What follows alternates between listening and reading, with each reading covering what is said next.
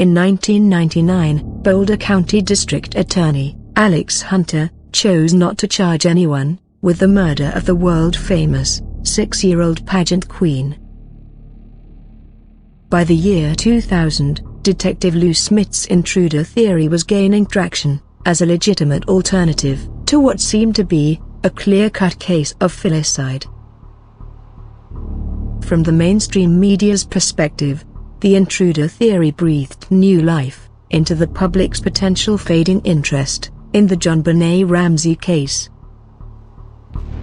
After Alex Hunter chose not to file charges, legal observers speculated that this was most likely due to the grand jury vote going against an indictment.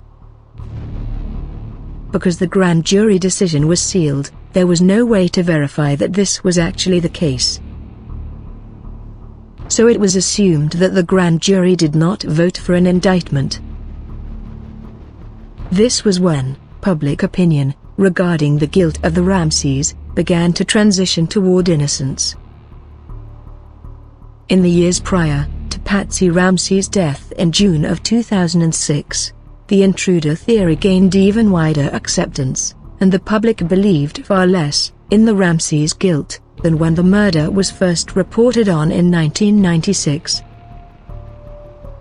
In August of 2006, a wanted pedophile, Mark David Carr, confessed to the murder of JonBenet. Although this confession would turn out to be false, this, in combination with a sympathy for Patsy's recent death, further conditioned the public to entertain other suspects than the Ramseys. What would happen next is perhaps the most important event regarding the public's current misunderstanding of this case.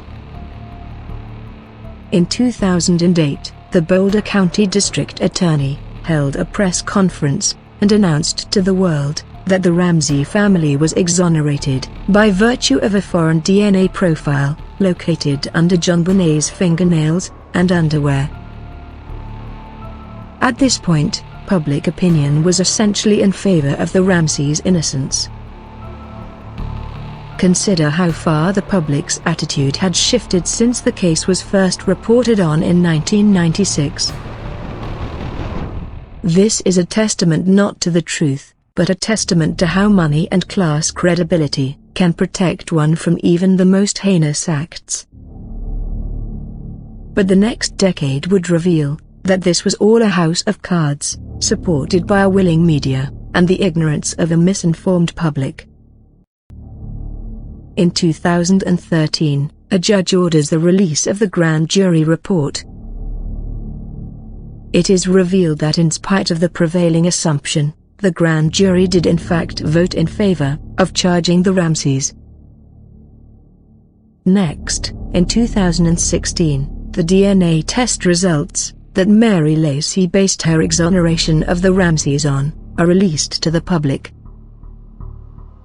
The Boulder Daily Camera, a local news outlet, gave the results to multiple DNA specialists. The conclusion was unanimous. The DNA profile is not of a single person, and cannot even approach being informative enough to exonerate the Ramseys. Let's recap the sequence of events that contributed to the shift in public opinion from guilt to exoneration. First, in 1999, following the conclusion of a grand jury, the district attorney, Alex Hunter, does not charge the Ramseys. As we pointed out, this was assumed to be predicated on the sealed grand jury voting against an indictment. But as we learned in 2013, the grand jury actually voted for an indictment. So, Foundation 1 of the House of Cards is eliminated. However, we can partially understand why Hunter did not feel there was a case.